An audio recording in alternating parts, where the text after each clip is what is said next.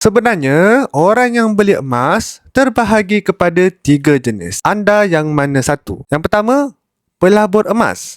Golongan ini fokus pada buy low, sell high. Matlamat utama bukan kumpul gram, tapi buat keuntungan daripada pergerakan harga. Yang kedua, penyimpan emas. Golongan ini paling ramai. Strateginya sangat mudah. Konsisten menabung tanpa terlalu risau turun naik harga. Kalau simpanan emas anda masih bawah 100 gram, biasanya anda berada dalam kategori ini. Dalam jangka panjang, sejarah menunjukkan harga emas cenderung meningkat. Bila simpan konsisten, kita dapat tambah gram setiap tahun dan boleh pula tekan harga belian. Dan yang ketiga iaitu peniaga emas. Golongan ini pula menjadikan emas sebagai bisnes, bantu orang lain mula simpan emas dan mendapat komisen daripada jualan. Jadi penting untuk tahu posisi kita dahulu. Kalau tuan-puan baru bermula, fokus sahaja jadi penyimpan emas yang konsisten. Dan yang bestnya dengan Public Gold, tuan-puan dah boleh menabung emas serendah RM100.